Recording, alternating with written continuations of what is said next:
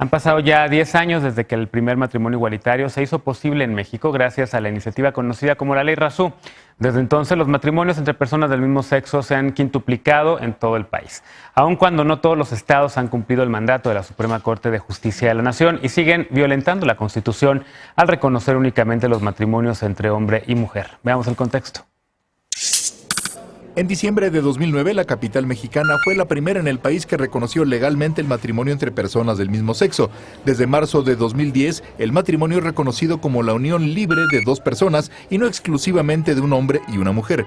Ese año se registraron 689 matrimonios igualitarios. En 2018 hubo 3.359 y ese mismo año la Suprema Corte de Justicia de la Nación determinó que el matrimonio definido como la unión exclusiva entre un hombre y una mujer es inconstitucional y promueve la desigualdad. Con esta resolución, el máximo tribunal resolvió que todas las personas tienen derecho a unirse en matrimonio si así lo desean. A la fecha, 17 entidades han reformado sus códigos civiles para reconocer el matrimonio entre personas del mismo sexo. Según cifras del INEGI, en la Ciudad de México se registra una mayor cantidad, seguida de Coahuila y Quintana Roo. En otras 5 entidades, las parejas homosexuales contraen matrimonio mediante acciones de inconstitucionalidad resueltas por la Suprema Corte. Y en las entidades que aún no reconocen estas uniones, las parejas tienen que promover un juicio de amparo para poder unirse legalmente. En diciembre pasado, la diputada morenista Reina Celeste Asensio Ortega presentó una iniciativa para reformar el artículo 4 de la Constitución y garantizar el matrimonio a todas las personas mayores de edad en el país, sin criterios discriminatorios, pero la propuesta aún no ha sido enviada a comisiones. Punto y contrapunto. Primer tema a discutir esta noche de viernes y hoy nos acompaña Alex Alí Méndez. Él es director de litigio estratégico en la Asociación Civil México Igualitario, Derribando las Barreras. ¿Cómo estás, Alex? Bienvenido. Muy bien, muchas gracias. Lolkin Castañeda, defensora de derechos humanos y en esa época una pieza clave para la aprobación del matrimonio igualitario. ¿Cómo estás? Muy contenta, gracias por esta invitación. Y era una bebé en ese momento, Jessica Marjan Durán, pero hoy en día es de las principales activistas jóvenes trans en México, es fundadora de Red de Juventudes Trans en nuestro país. ¿Cómo estás, Jess? No, pues gracias por esta presentación y pues alegre de estar aquí con Pues eras una bebé en 2010 o en 2009, yo estaba saliendo de la prepa todavía, pero bueno, ¿por qué no empezamos contigo? Que tú no eras ninguna bebé y tú fuiste quien encabezó junto con Judith el colectivo Sociedad Unida de personas en defensa del matrimonio entre personas del mismo sexo. Sociedad ¿no? Unida por el derecho al matrimonio entre personas del mismo sexo. Exactamente. Una coalición de activistas que, ¿por qué nos cuentas? A ver, ¿cómo surge Sociedad Unida y prácticamente tus recuerdos? Así que lo que mejor, ¿cuál es tu recuerdo más bonito y también más triste de hace 10 años? Porque es también este programa para recordar. Claro, bueno, matrimonio surge, la iniciativa de matrimonio surge en el marco del proceso electoral de 2009, con un movimiento social fortalecido que logra generar un acuerdo con el socialdemócrata en aquel momento, pero específicamente con David Razú. Y ese acuerdo era avanzar 3 temas: matrimonio, no discriminación e identidad. Y entonces, el único que llega a la Asamblea Legislativa es él.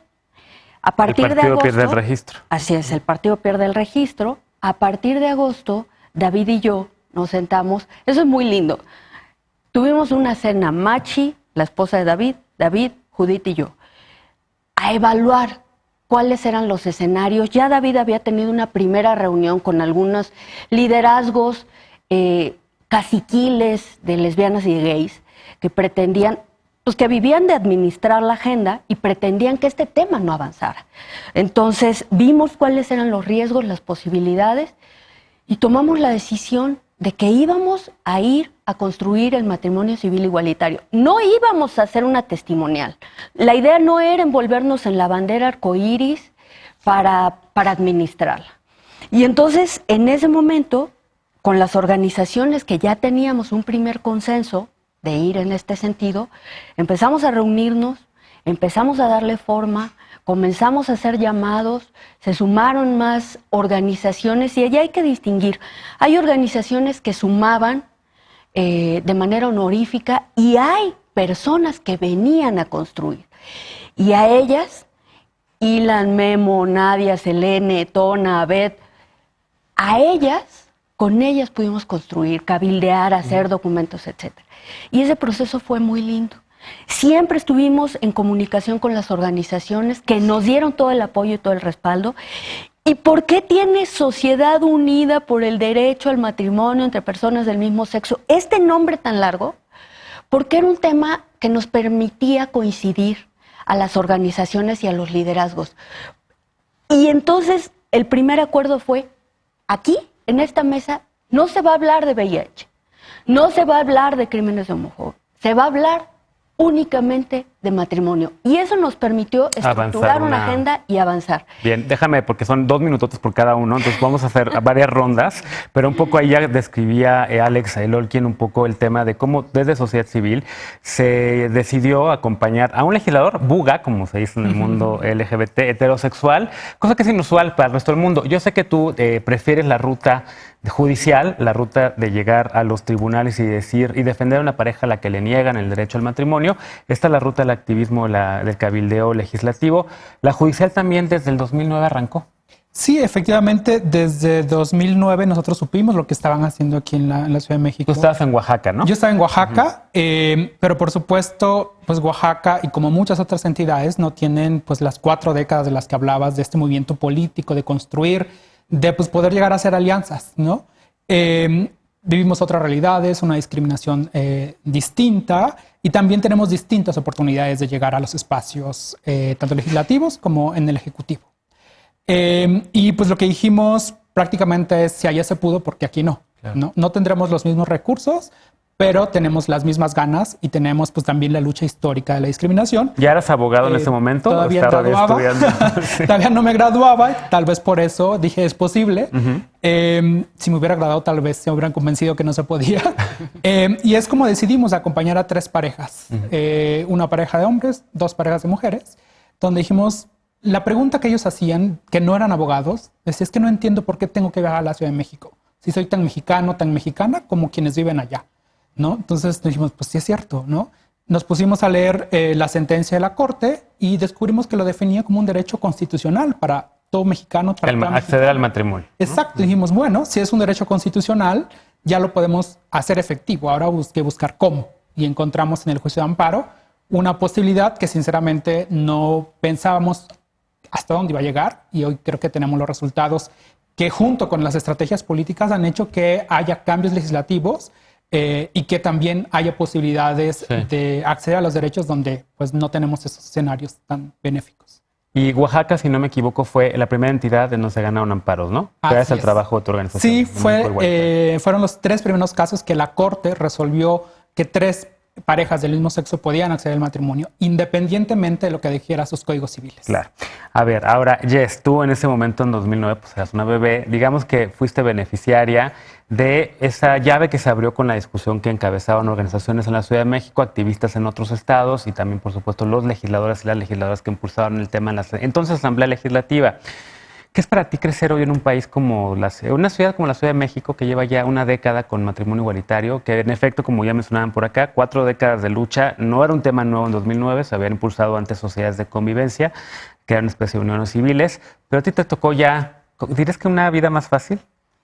Yo creo que hablando desde la corporalidad que habito y la experiencia que habito, evidentemente hay una serie de cuestiones específicas que las personas trans vivimos y que no necesariamente todo el tiempo tendrían que coincidir o tener tensiones, ¿no? Con el tema del matrimonio igualitario. Históricamente, sí hemos heredado una serie de luchas que compañeros y compañeras han hecho y que también nos han llevado a repensar esto. ¿Cómo ahora opera? ¿Cómo ahora nos significa? Y si bien no sé si pueda decir que heredé un mejor panorama, porque evidentemente tal vez el ir a la escuela como una mujer trans, el no tener acceso a mi nombre, el reconocimiento de mi nombre, no tener ni siquiera conocimiento de cómo nombrar mi experiencia, sino que todo era relacionado a la orientación sexual, pues fue uno de los desafíos que constantemente me encontré y que después espejeando con otras experiencias me daba cuenta que así sucedía con las personas trans. Sí hay un principio que me gusta mucho pensarlo y es que no necesariamente todo derecho que es legislado es ejercido de forma integral. Y creo que si bien el matrimonio igualitario es un derecho que ahora está legislado, eso no significa que, por ejemplo, en sector de salud reconozca todavía a parejas del mismo sexo dentro de su sistema social, ¿no? De seguridad social, y que pueda ser garante incluso su familia, o que cuando sucede algún tipo de cuestión que tenga que ver con una persona trans, modifiquen el acta de matrimonio, etcétera. Entonces, si quieres, ahorita hablamos de pendientes, que es el tercer bloque, pero recuperaba o quería escuchar un poco si te sentías heredera, digamos, de esta lucha que ocurrió hace 10 años, porque me acuerdo, Lolkin, que en algún momento que platicábamos sobre este tema, decías que justamente para poder convencer a las compañeras trans y a los compañeros LGBT de que ese era el tema en ese momento, era un solo tema y los demás después vendrían. Me acuerdo que usaste una frase como, era una llave, o sea, el matrimonio igualitario es una llave para abrir una puerta, para detonar otras discusiones y otros derechos. Pero primero que pase esto. Sí, desde luego, el haber modificado el matrimonio civil igualitario y cambiar esta definición de el matrimonio es entre un hombre y una mujer a es entre dos personas, eso fue un golpe determinante para la heteronorma. Y eso nos permitió, por supuesto... ¿Qué es la heteronorma? Porque quien nos ve a lo mejor no lo entiende. Es esta idea, es una idea hegemónica, es una idea de cúpula, de que solo quienes son heterosexuales con determinadas características son quienes ponen los parámetros, ¿no? Y si tú no eres de esos parámetros, entonces estás fuera del mar, de la realidad. Has entrado a un salón y pensar que todo el mundo es hetero. Sí, ¿no? Claro. Sí, o que toda la gente es católica, o que toda la gente es blanca, en fin. Y entonces fue un golpe estratégico, porque eso nos permitió evidenciar la desigualdad en la que vivimos lesbianas, homosexuales y personas trans, pero también nos permitió de manera muy concreta hacer este replanteamiento de las instituciones, de la discriminación, y eso hizo que las leyes en general fueran distintas, que los acuerdos, que los compromisos políticos tuvieran que estar en otro lugar. Los medios de comunicación, tú lo recuerdas, en aquel momento, una entrevista que tuviste, que me hiciste desde Nueva York. Los medios de comunicación fueron determinantes para colocar argumentos, para abrir puertas y poder llegar a la gente que nos está viendo, para contrastar argumentos frente a prejuicios y sobre todo para abrir claramente ese espectro de la discriminación a la que cuando quedó evidenciada dejaron de venir a las mesas de debate Carlo Pisán, los grupos que en aquel momento encabezaban la contra, claro, y que siguen ahí, del PAN, del PRI, y ahora en otros colores. Claro. Solo para cerrar este bloque, porque tenemos que hacer una pausa y regresamos después al que sigue para ver qué ha cambiado en estos 10 años, pero bueno, lo que en ese momento ocurría es que sí había una resistencia fuertísima, al 100% diría yo, de Acción Nacional en la Asamblea Legislativa del Distrito Federal para aprobar este tema. Había resistencias adentro del PRI, mayoritariamente en contra, alguno que otro a favor, y el PRD también tenía algunas personas que no querían, se ¿no? Que todavía pensaban en consultas y demás. Pero sí fue fundamental ahí que el jefe de gobierno, en ese momento Ebrard, pues que sí dijera públicamente que le apoyaba este tema, que fue un cambio con su predecesor, con Andrés Manuel López Obrador, que ofrecía consultas cuando era jefe de gobierno y que después a lo largo del tiempo fue cambiando. Pero justo regresando de la pausa vamos a hablar de cómo ha cambiado México y cómo ha instrumentado políticas públicas para reconocer los derechos de las personas LGBTI y todo lo que hay que hacer todavía para superar y para poder alcanzar el reconocimiento pleno de derechos para estos colectivos. Regresamos a Punto y Contrapunto, no te vayas.